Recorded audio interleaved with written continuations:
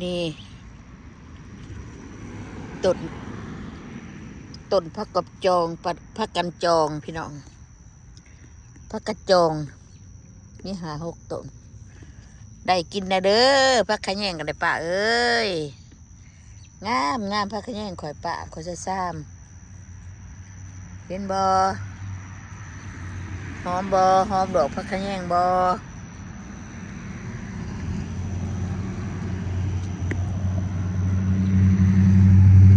ไปยังไงผักขะแยงไปใส่แกงหน่อไม้เต็มซ้ำยะ เห็นบ่ขนาดปลูกเต็มซ้ำเลยวันนี้นะซ้ำใหญ่ๆเลยพี่น้องคุณดูซ้ำสบิงผู้บักใหญ่ๆเลยซ้ำสิกินเนาะซ้ำสิกิน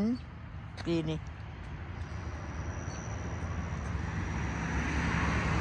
ปลูกหลายๆโดดคนปลูกก็ปลูกจะนี่นะขาดสัตว์ที่ออก ปลาขาดกับซ้ำสิกิน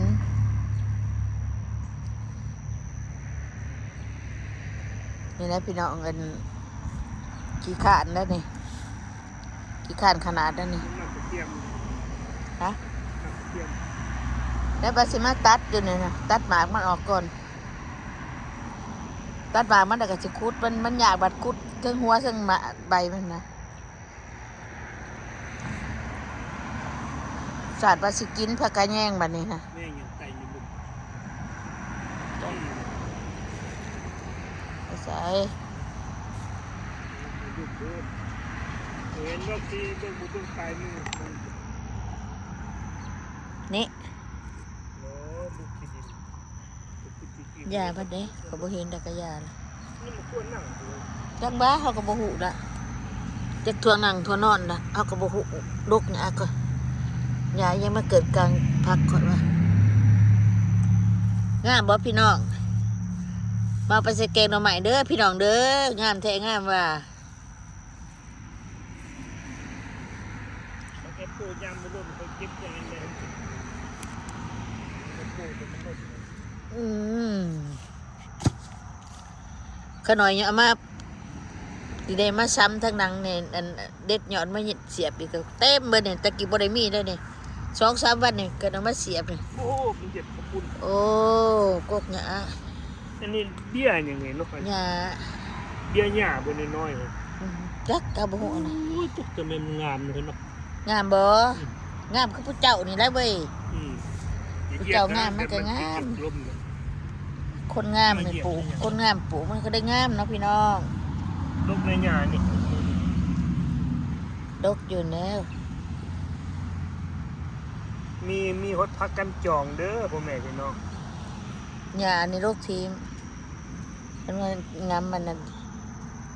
อันนี้บ่แม่นกันสลามันเลี้ยงมันเนี่ยบ่ฮู้เด้ไปหางเฮยบ่ยาวก็บ่ฮู้นะจะไปแดกลงหลายนะมึงบ่ดีจะเชื่อกับมึงไปหางเฮยบ่ก็บ่ฮู้เนาะพี่น้องเนาะเด้บ่เฒ่าไปหยังบ่เทื่อข่อยเฮ็ดเวียกแล้วตัวนั้นน่ะจะเอาไปถิ่มไว้พุ่นเฮ็ดหยังมันบ่ได้ใช้มันได้บ่เฒ่าขอนอยู่แซ่ก็ยังไปไว้บนเก่า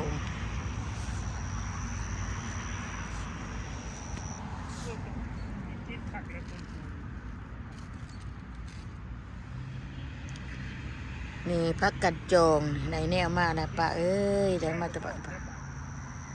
นี่2 ต้นอยู่นี่พักกันจองต้นน้อยต้นเดียววะเนี่ยหรือ2 ต้นเลย2บ่ได้ต้นเดียวบ่นี่2 ต้นติบ่2แล้วเนาะ2ขน่อยเอามาปลูกทางดังนี่ดิบมาให้มันเต็มซ้ำมีกระ2 ต้นต้นนึง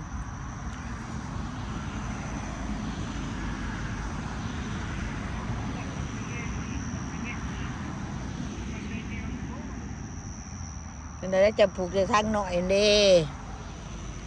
ปลูกจะทั้งหน่อยนะมัน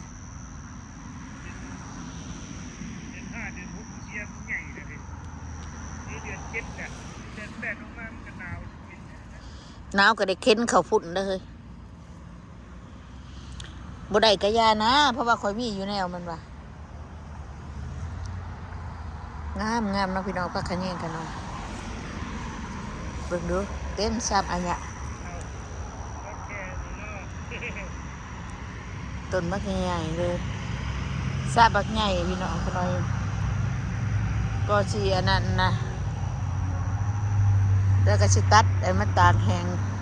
เอาไว้บ่มีหยังดอกพี่น้องเอ้ย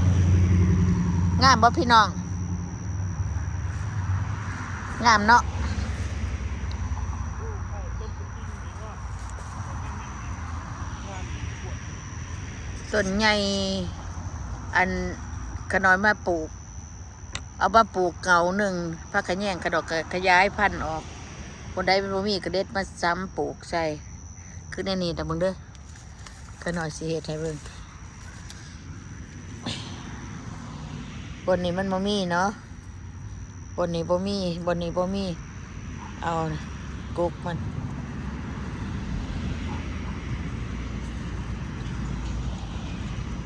เด้เด็ดจักสิได้พี่น้องนี่ก็มาสามใส่อันมาเน็บใส่ขน้อยมีแต่เฮ็ดจักสิล่ะปลูกขยายพันธุ์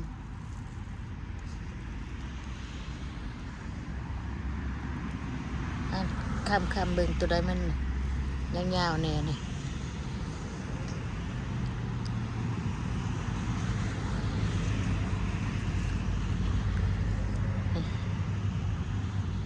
นี่ก็มาปลูกเน็บชนิดไว้มันมีหักให้มันเต็ม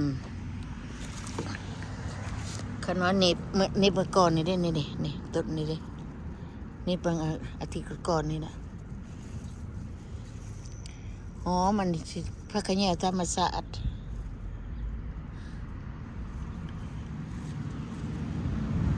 ธรรมศาสตร์พักขะแยงนะ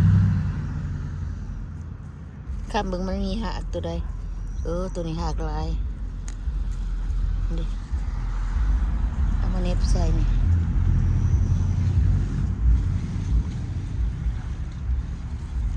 ขยายพันธุ์มันหลาย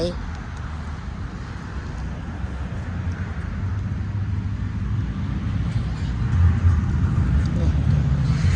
ขยายพันธุ์มาออกมานี้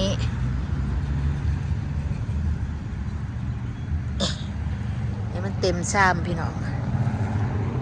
เต็มซ้ำมันในบนในกระบอกมี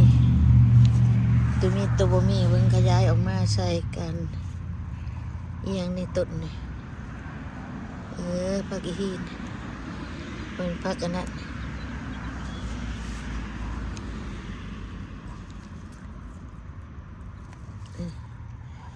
นี่ไปหากินเอามาเน็บใส่นี่ก่อนเอามันหลาย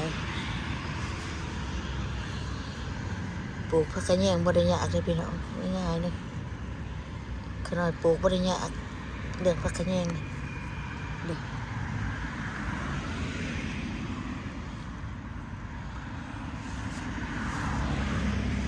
โอ้ยกระเทียมนี่จะขุดเอาอยู่ได้หัว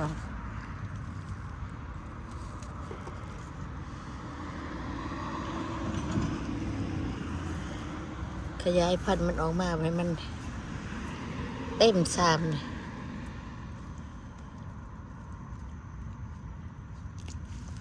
เห็นไหม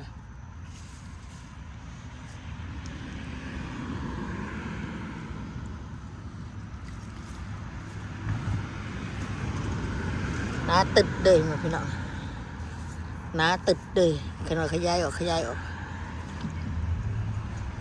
เต็มซามดึบคืบไปคืบมา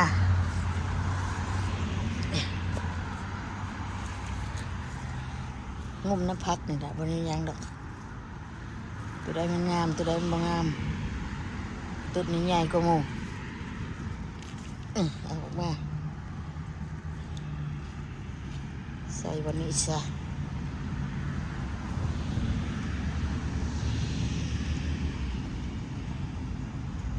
ป ลูกผักขะแยงพี่น้อง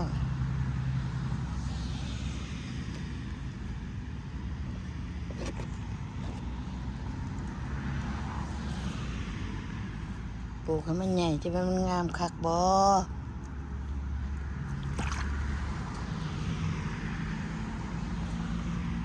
มาเด้อพี่น้อง FC บ่ชะออนบ่มาเก็บไปจะแกงหน่อไม้เด้อสมุกหน่อไม้เด้อต้มปูต้มปลาแซ่บเด้อพี่น้องคนน่ะมักได้